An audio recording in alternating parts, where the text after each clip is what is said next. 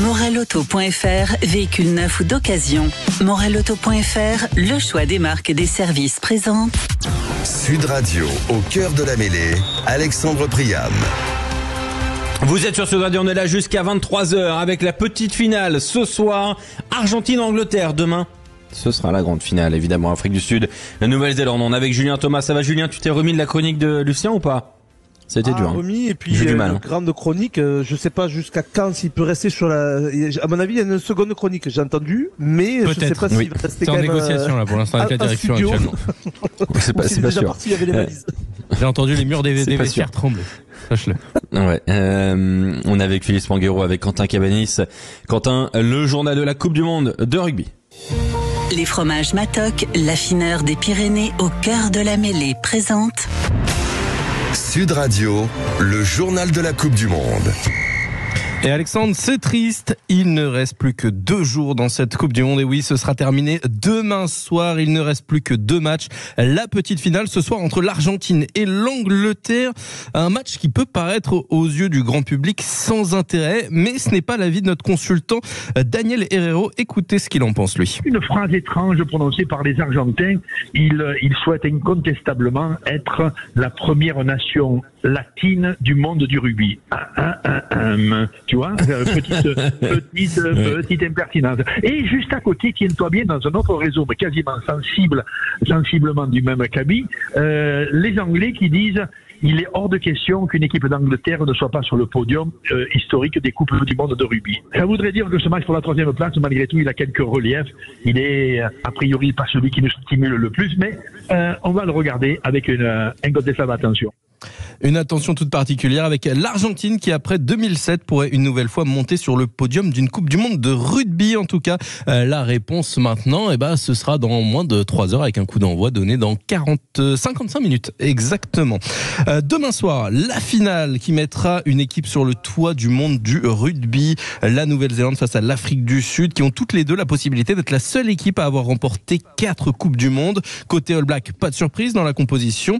Alors que du côté des Sud-Africains, on a décidé une nouvelle fois de changer la charnière avec Faf de Klerk et Pollard en titulaire, alors que la charnière titulaire de la demi-finale n'est même pas présente sur le banc. Et on termine avec un hommage, Alexandre, un hommage à une figure emblématique du rugby français, c'est Guy Gambé-Rabero qui est décédé hier soir à l'âge de 87 ans. Évidemment, tout notre soutien à sa famille et à ses proches. On se souviendra notamment de ce buteur de génie. Merci beaucoup, Quentin Cabanis. Sud Radio, le journal de la Coupe du Monde. Avec Matok, l'affineur des Pyrénées. Plaquez tout pour goûter nos fromages. Dans un instant, on prendra la direction du Stade de France. Mais d'abord, c'est le qui je suis. Sud Radio, au cœur de la mêlée. Alors, puisqu'on ne se connaît pas, présentez-vous. Présentez-vous. Les gars, qui je suis? C'est moi!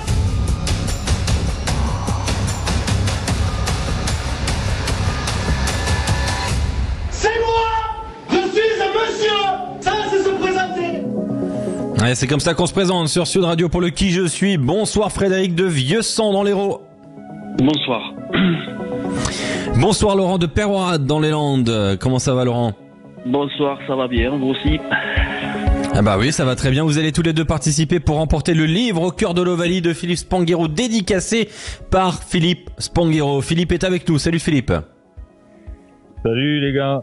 Bonsoir à tous. Dédicacé par toute l'équipe. Arrêtez avec ça. J'y tiens. C'est un projet collectif. C'est la team Sud Radio. Philippe, tu vas jouer avec Laurent de Peyrehorade et Julien Thomas va jouer avec Frédéric de Vieux-Sang. Les deux Héroltais ensemble. C'est mon vieux pote de Peyrehorade, Julien Perrelong. Une dédicace, oui. On va gagner. J'ai joué avec Julien quand il était jeune à Peyrehorade. Ah oui? Oui, ah ouais, bah super. Il débutait en première, après son titre de champion de France cadet, il était junior, il jouait déjà en première à Peyrehorade et moi je jouais en première ligne à l'époque. Ah ben voilà. Ah bah c'est une belle histoire. Donc on a Philippe et Laurent ensemble. Et puis on a Frédéric et Julien, les deux Héroltais ensemble aussi. Et donc ça promet pour ceux qui je suis. Hein. Frédéric, tu joues avec une légende du MHR là. Attention. Hein. Ouais, c'est vrai. Y a pas de souci. Alors, la règle est simple. Vous donnez votre prénom pour que vous puissiez avoir la parole et ensuite donner la réponse du joueur que je vais tenter de vous faire deviner. Donnez bien votre prénom. Par exemple, si Frédéric, t'as la réponse, tu dis Frédéric. Je dis oui Frédéric et tu donnes la réponse. Vous êtes prêts? Allez, c'est parti. Je suis né en 1984 à Clermont-Ferrand. Mais c'est à Issoire, chez les jeunes, que je commence ma carrière. Formé à Issoire, puis j'arrive à Clermont où je commence chez les pros. Avant d'aller au Stade Rochelet, 1 an, 2006-2007. Je retourne à Clermont, 3 saisons, titulaire, avant d'aller à Toulon pendant 2 saisons. J'ai terminé ma carrière au Castres Olympique où j'y ai joué pendant 8 saisons de 2012 à 2020. 5 sélections avec l'équipe de France. Philippe Spanghero. Combezou. Non. Et les deuxièmes lignes. Je rappelle les clubs. Clermont, La Rochelle, Clermont, Toulon, Castres Olympique. Philippe. Oui, Philippe. Putain, j'ai plus le nom.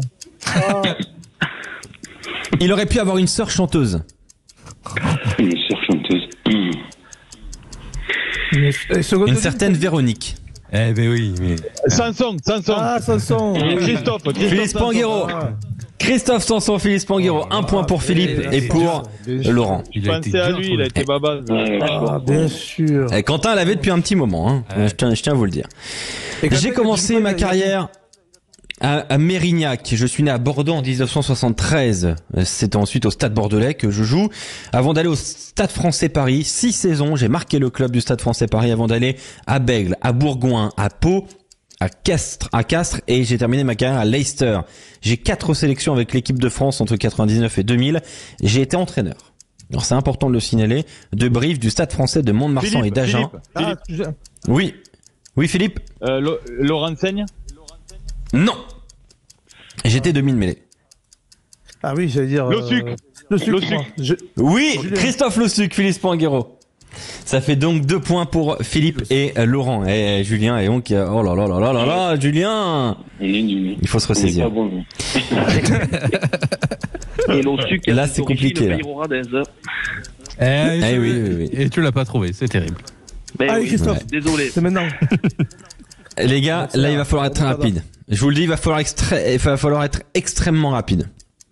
Je suis né en 1986 à Toulouse.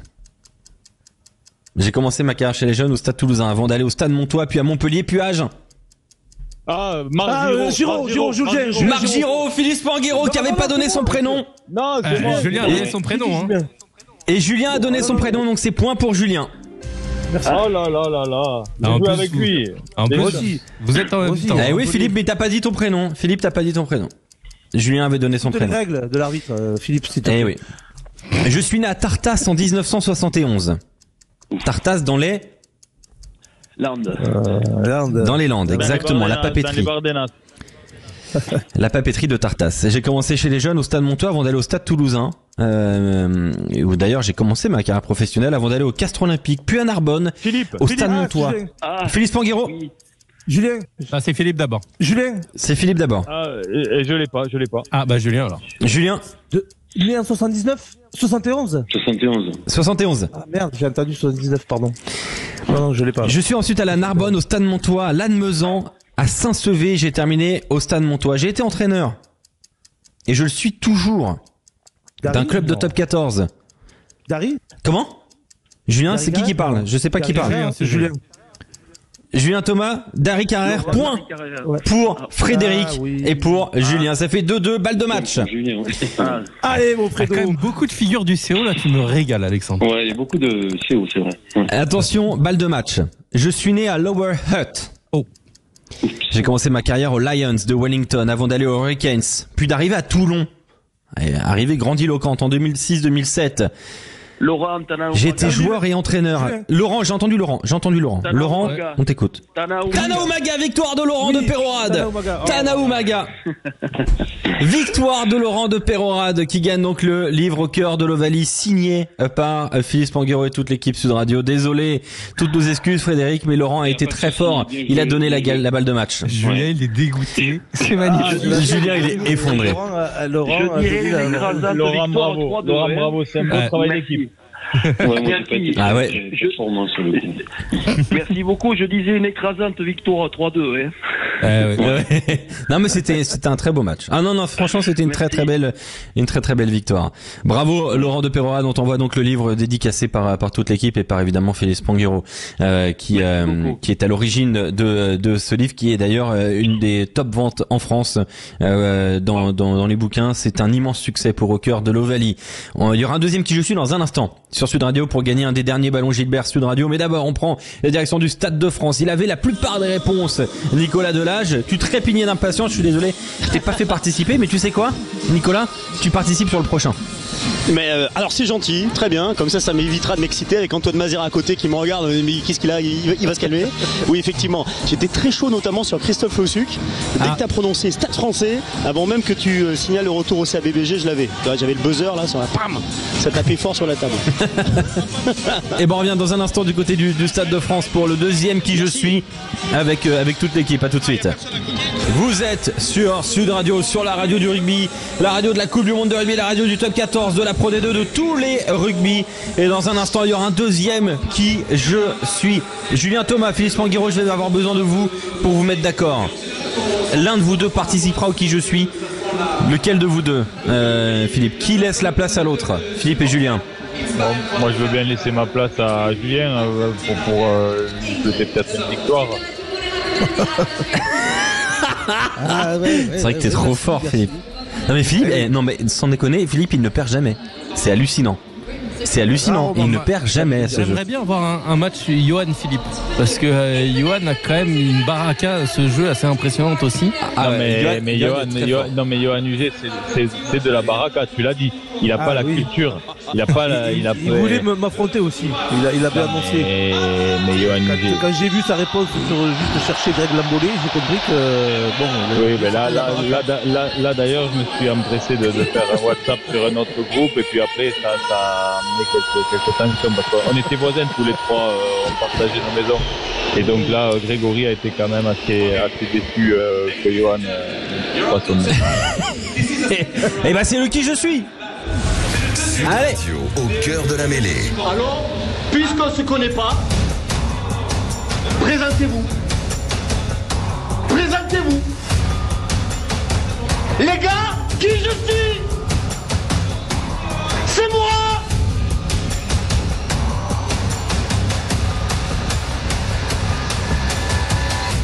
C'est moi. Je suis un monsieur. Ça, c'est se présenter. ils sont deux nouveaux participants. On a Loïc de Saint-Etienne. Salut Loïc.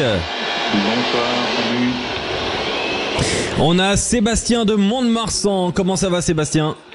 Très bien, et vous? Ah bah ça va très bien Sébastien, ça va très très bien. L'un de vous deux va gagner le ballon Gilbert Sud Radio. Il est magnifique, c'est un ballon commandé donc en édition limitée. Il y en a une petite quarantaine, une petite cinquantaine, pas plus. Et c'est l'avant-dernier ballon à gagner. Donc il ira soit du côté de Saint-Etienne, soit du côté de Mont-de-Marsan. Loïc de Saint-Etienne, tu vas jouer avec Julien Thomas. L'ancien joueur de l'équipe de France, du MHR, de Pau, de Castres, du Stade Français Paris, et j'en oublie. Et Sébastien de Mont-de-Marsan, tu joueras avec le commentateur Sud Radio du match de ce soir d'Angleterre-Argentine, Nicolas Delage, le Bordelais.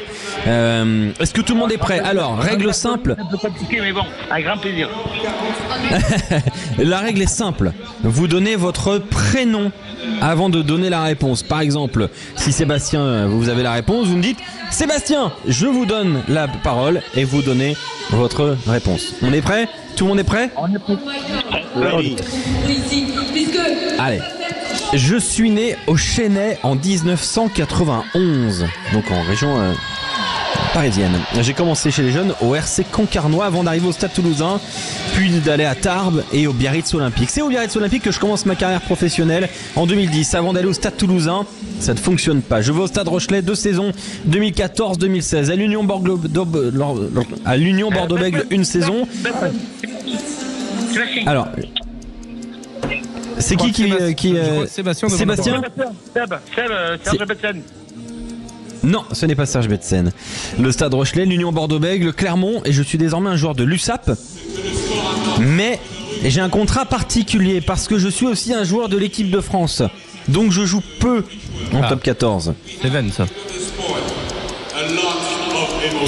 Je suis un joueur effectivement de l'équipe de France à 7. Nico, non, c'est Darly Domvo, non, il a arrêté. Lui. Non. Je rappelle les clubs, Biarritz, Toulouse, La Rochelle, UBB, Clermont et désormais Perpignan. Je suis un 3/4 polyvalent, hein. Je peux jouer à l'ouverture, au centre, à l'arrière, à l'aile, j'ai un bon jeu au pied, assez costaud hein, comme garçon. J'ai une sélection à 15, faut le savoir. Allez, un petit indice. Oui, Barak.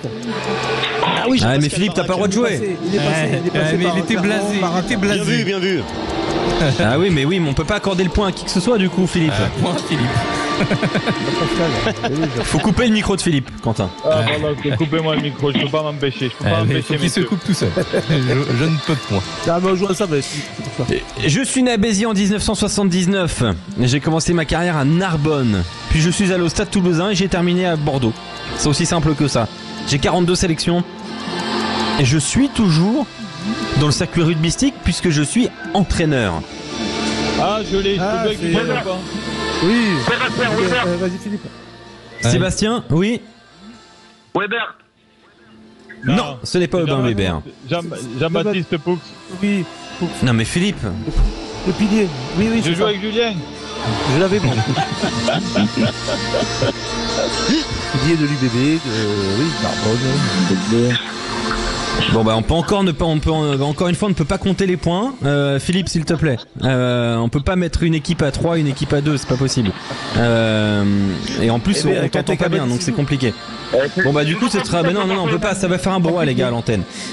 Non mais c'est clair on n'entend rien donc c'est extrêmement compliqué. Donc ce sera en 3 points hein. Philippe est en train de saboter absolument tout qui je suis. Je suis né à Toulon en 1977. J'ai commencé ma carrière chez les jeunes à Toulon avant d'aller chez les pros à l'Union Bordeaux-Bègles, au Stade Toulousain ensuite, à Northampton. David Gérard, Nicolas Delage. Oui. Point pour Sébastien de Mont-de-Marsan. C'est déjà une balle de match pour Sébastien de Mont-de-Marsan. J'ai commencé ma carrière à Grasse. Je suis né à Cannes en 98. Je suis ensuite allé chez les jeunes au RCT, pas conservé. Je vais du coup du côté de Lyon. À Lyon, j'y ai joué dès 2016, mais j'ai été prêté au SUA entre 2018 et 2020. Mais je suis de nouveau un joueur du Loup. J'aurais pu quitter le Loup la saison prochaine, hein, mais finalement j'ai choisi de rester. Mon père est un dirigeant du club de Grasse. Je sais pas si ça peut aider. Un joueur parfois évoqué en équipe de France, mais jamais sélectionné. Je mesure 1m95, mais je suis demi d'ouverture. Nico. Nicolas. Léo Berdeux. Excellent. Léo Berdeux. Victoire de Sébastien de Mont-de-Marsan. Victoire de Sébastien de Mont-de-Marsan qui remporte le ballon Gilbert. Sud Radio, merci beaucoup à Sébastien de Mont-de-Marsan et à Loïc de Saint-Etienne. Avec les conneries de Philippe, ça nous a mis un petit peu en retard, même beaucoup en retard. En tout cas, bravo Sébastien, on t'envoie le ballon le plus rapidement possible. Dans un instant, on refait le portrait. Lucien Gasparac est en train de s'installer. On va refaire le portrait d'un joueur, je ne sais pas qui c'est, ça promet. Jingle. Je suis venu pour vous peindre. C'était donc ça vos regards. Sud Radio, la radio du rugby.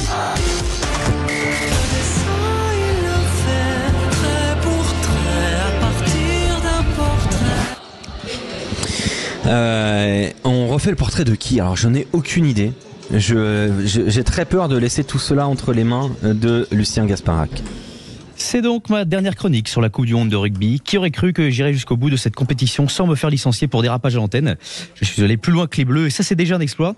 C'est donc non sans émotion que j'ai martyrisé ce soir pour la dernière fois les touches de mon ordinateur pour refaire le portrait de manière potache d'un acteur de la Coupe du Monde. Je dis un acteur, mais en fait ce soir ça va être des acteurs. Et pour le coup ils n'ont pas joué la Coupe du Monde au sens sportif du terme. Non, je vais refaire le portrait de gens qui ont fait vivre des émotions aux fans de rugby, des gens dévoués et consciencieux de leur travail, des gens qui ne comptent pas leurs heures et qui mériteraient autant d'attention que Antoine Dupont après sa fracture du maxillo-zygomatique. Je veux bien sûr parler du service rugby de Sud Radio. Et oui, il mérite tous qu'on le refasse le portrait de l'équipe rugby Sud Radio, dans le bon sens du terme, évidemment, pas comme Antoine Dupont juste avant. Et commençons évidemment par l'homme qui a 9 heures de moins sur nous, sans qui rien n'est possible. Je veux bien sûr parler de Alexandre Priam. Alexandre, c'est un peu notre Thomas Ramos à nous. Un peu loin du jeu de par son éloignement géographique du studio, mais au final, si important dans les moments clés lorsqu'il faut récupérer le coup quand un auditeur insulte en direct tout l'arbre généalogique de Ben O'Keefe. Et puis, c'est lui qui s'est occupé de mes relances sur toutes mes chroniques et journaux. C'est donc un excellent relanceur comme Thomas Ramos. On lui refait le portrait aussi de Adrien Abadi, stagiaire de l'équipe rugby, qui est donc tout naturellement le Louis Biel-Biarré de l'équipe, du talent mais de l'expérience engrangée, et qui n'a pas ménagé ses efforts pour s'imposer alors qu'il est payé 3,70 € de l'heure, comme tous les stagiaires, et comme Louis Biel-Biarré qui va devoir demander une belle revalorisation salariale après cette Coupe du Monde réussie. On lui refait le portrait. Maxime Sénat, le réalisateur de l'émission de la semaine, qui est un peu notre Cyril Bay à tous, de par son métier, c'est la pierre angulaire sur laquelle tout le pack de Cyril Bay s'appuie. Heureusement qu'il a dit de son métier. Et puis, comme Cyril Bay, il a failli pas faire ce mondial à cause d'une blessure. Fort l'État plutôt. Oh, c'est dur, Alex. Il y a un lien. Et puis, comme Cyril Bay, il a failli pas faire cette Coupe du Monde, Maxime, puisque il s'est blessé durant un match de rugby. Mais Maxime, c'était lors d'un match à toucher aux Invalides, ce qui est un peu moins glamour, mais il a assuré. Moralauto.fr, véhicule neuf ou d'occasion. Moralauto.fr, le choix des marques et des services présente. Sud Radio, au cœur de la mêlée, Alexandre Priam. Vous êtes bien sur Sud Radio, on est à une demi-heure maintenant du coup d'envoi de cette petite finale Angleterre-Argentine. On a quelques minutes à passer avec vous avant cet avant-match et on va vous offrir, tiens, le maillot d'arbitre Sud Radio fait avec Weasel. Et le maillot français, il est magnifique cet arbitre tout à l'heure. Enfin, il y a quelques jours, c'est Jérémy de Tahiti qui l'avait gagné. Il nous a envoyé une petite photo, il est vraiment superbe ce maillot d'arbitre. Et on vous l'offre dès maintenant au 0826 300 300 0826 300 300, vous avez Aude au standard qu'on salue et vous avez bien vous appeler, vous avez une chance de gagner ce maillot d'arbitre. Résultat dans un instant sur Sud Radio. Bonsoir Romain Poite. Bonsoir Alexandre. Comment ça va Romain? Eh bien, très bien ma foi, on s'achemine vers la fin de la Coupe du Monde. On va pas s'achever tout de suite quand même. On est pas en finale, mais c'est peut-être pas la peine quand même de... et puis j'avoue que nous, on est content que le top 14 redémarre dimanche, mais ça sera une autre histoire. Et d'ailleurs, on le disait sur Sud Radio, comme tous les week-ends de Top 14, on sera en direct de 14h à 23h. Voilà, 9 heures de rugby consécutives sur le Top 14 parce que voilà, c'est un amour inconditionnel qu'on a pour ce championnat. On va parler, on est avec Romain Poite, on est avec Julien Thomas, on va parler un petit peu de Nick Berry au sifflet de cette petite finale.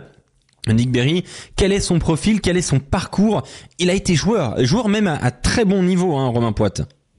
Ben oui, c'est un joueur qui vient des Reds, du Queensland Reds en Australie, qui a joué pour le Racing. D'ailleurs, je l'ai arbitré moi quand il était au Racing et au Wasp. Et même on échangeait sur des anecdotes qu'on avait eues à l'époque où il est arrivé dans l'arbitrage international. Et puis sa reconversion a été très vite trouvée et puis propulsée étant donné son statut de joueur de haut niveau. Et donc il s'est tourné vers l'arbitrage. Donc c'est quelqu'un qui s'appuie beaucoup sur le jeu, de la lecture du jeu. Il siffle évidemment pas beaucoup de pénalités, mais sur des matchs il reste très appliqué parce que sur un match de la Coupe du Monde il avait sifflé que 14 pénalités et a quand même donné 3 cartons jaunes dans ce match-là. Donc c'est quelqu'un d'assez appliqué. Bon, après il réfléchit beaucoup par rapport au jeu. Et donc il aime conduire des matchs avec très peu de coups de sifflet et suivre le jeu et laisser le jeu trouver sa solution. On va dire une typologie un petit peu sudiste. Est-ce qu'un bon ancien joueur professionnel, ça fait un bon arbitre? Est-ce que c'est une bonne condition préalable pour devenir un bon arbitre, Romain?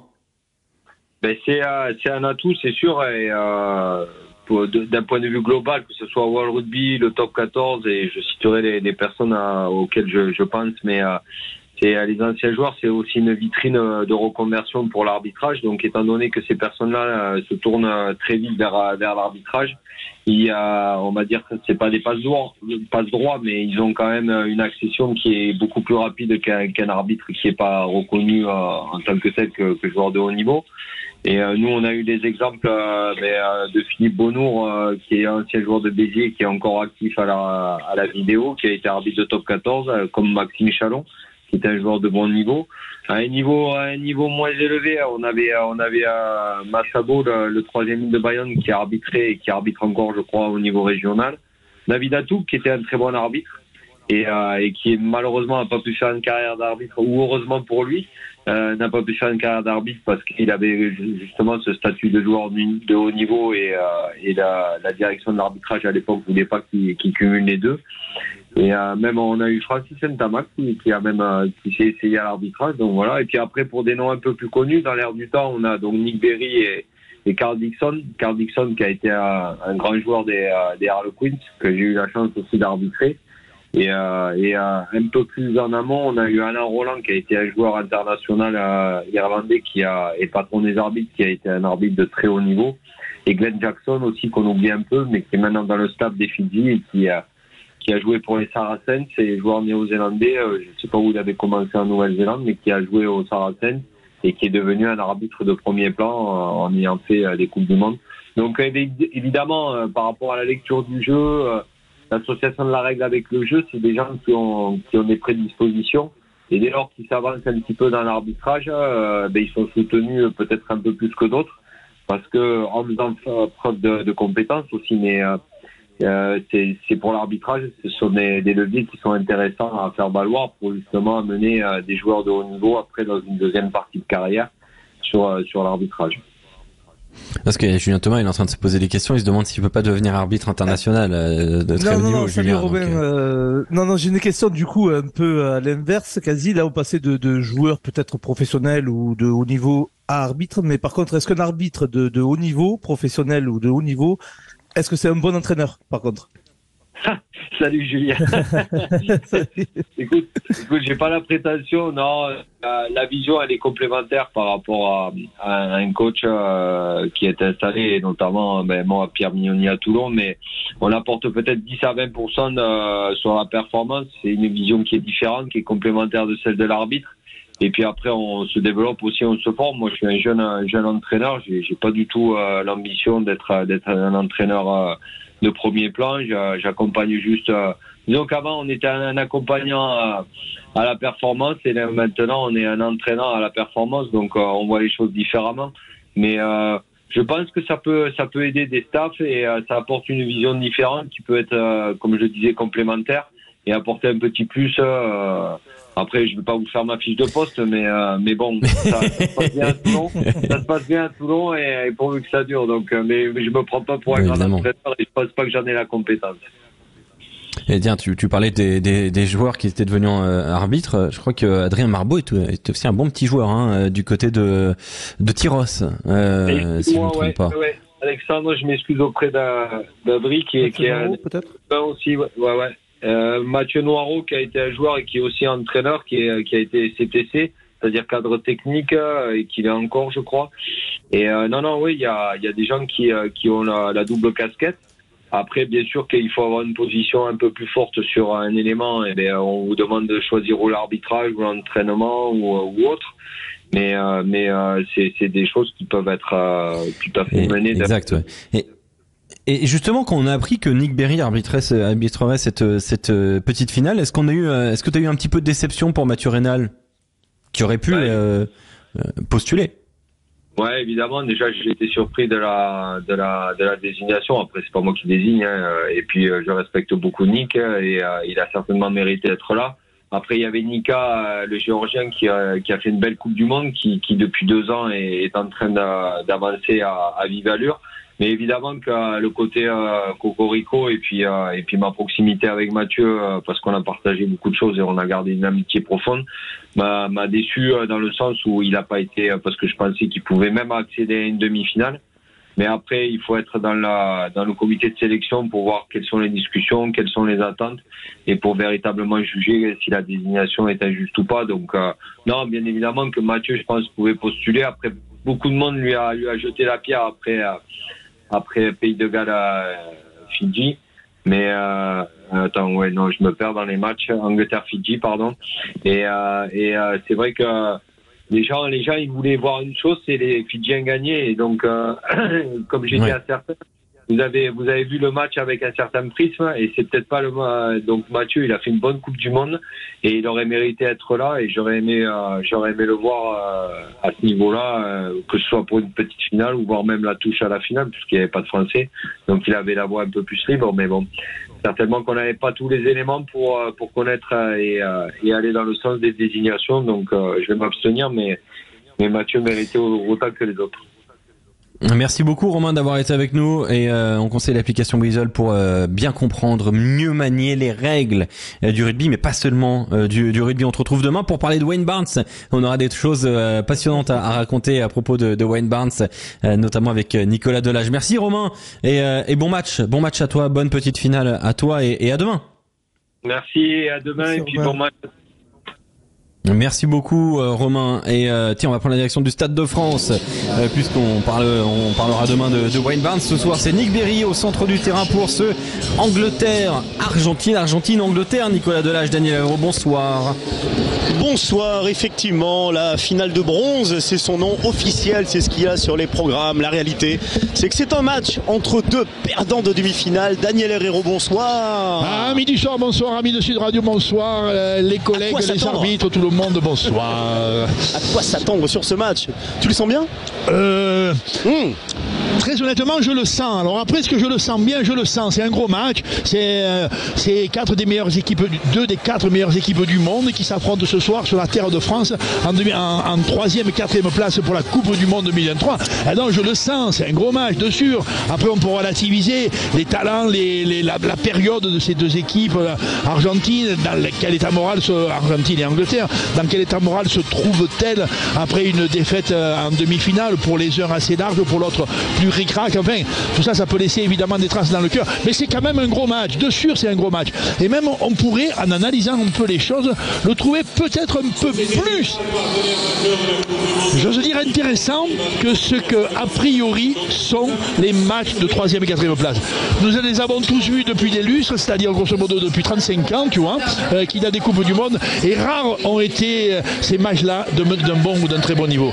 Rares furent ceux qui passionnèrent le monde. Il y en avait un, au demeurant, c'était en 95, et c'était la France qui jouait contre l'Angleterre, et que nous avions dominé. Nous étions en Afrique du Sud, et les Sud-Africains allaient être pour la première fois champions du monde le lendemain. Enfin bon, de fait, a priori, pas des plus redondants, pas des plus excitants. Au contraire, même souvent, il y a une petite déflagration, une petite baisse d'allure générale. On va un peu y revenir, mais quand même, la composition de ces deux équipes, l'intérêt manifesté pour ces deux équipes pour être 3e, les deux attestent qu'il faut qu'elles soient sur le podium.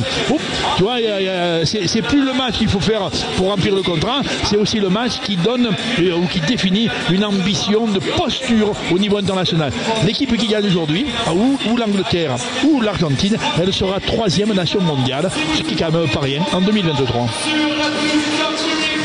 Ah bah non, c'est sûr, et c'est forcément reluisant. On se rappelle donc de ce que tu disais des Argentins qui veulent être la meilleure nation latine du monde. Dans un instant sur Sud Radio, eh bien le petit focus sur l'Angleterre. Est-ce une Coupe du Monde satisfaisante pour les Anglais? À tout de suite sur Sud Radio. Sud Radio. Sud Radio. Parlons vrai. Parlons vrai. Sud Radio. Parlons vrai.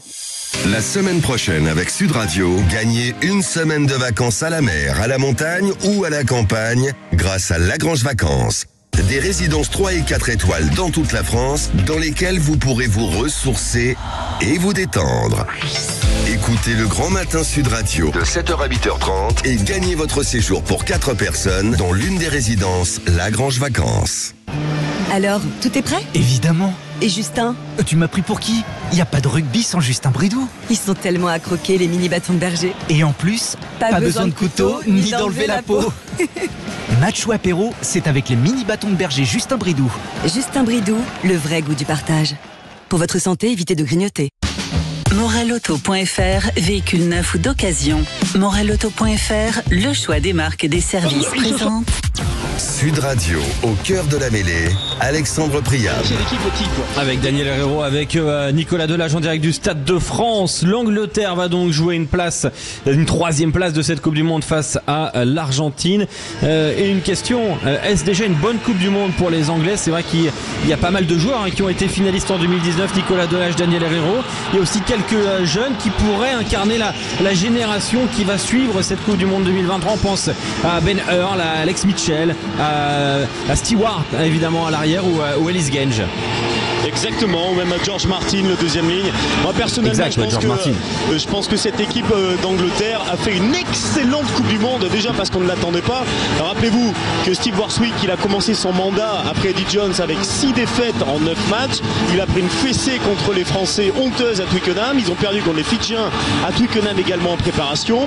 Mais à partir du moment où la compétition a commencé, ils ont battu les Argentins justement. Et après, ils n'ont cessé de monter en puissance avec une bonne ambiance, un collectif et probablement également une identité retrouvée qui a connu son apogée sur la malheureuse défaite contre les Box, mais on a retrouvé une Angleterre qui avait vraiment retrouvé un niveau excellent qu'on n'avait pas connu du côté du 15 de la Rose, en tout cas depuis plusieurs années. Donc oui, à mon avis, Daniel, toutes les cases sont cochées, même si ce soir ils perdent.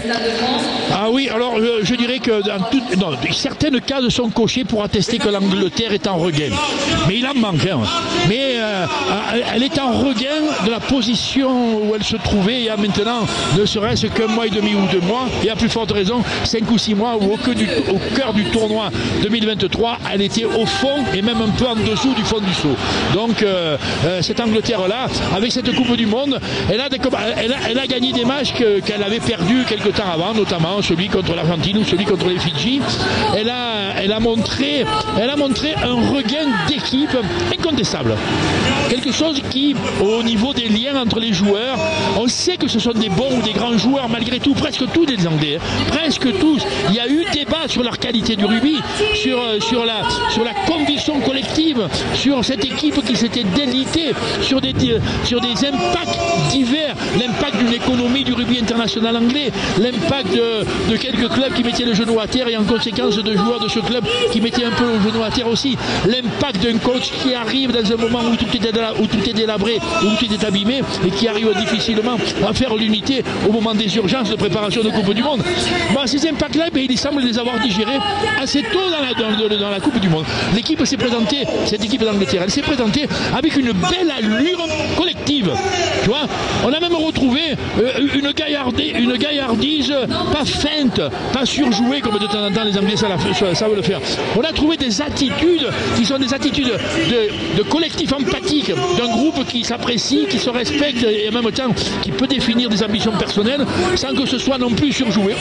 On les a trouvés assez vite, tout début de Coupe du Monde, dans un bon climat moral. Et là derrière, la dernière coche qui n'a pas été cochée, qui n'a pas été marquée, on dira, tu vois, dans leur évolution, c'est que quand même, ils sont restés sur le débit, le rugby, pardon, le plus pauvre du monde contemporain. Le plus pauvre. Ah ouais. Pour arriver à l'anomalie exceptionnelle d'un rugby indigent, indigne et infiniment bas en demi-finale de la Coupe du Monde. Ils sont arrivés à produire quelque chose de l'impensable, c'est qu'en 2023, pour gagner une demi-finale de Coupe du Monde, on va choisir le rien. On va faire rien sur un terrain. Uniquement de la chandelle ou de la cloche, tu vois. Uniquement.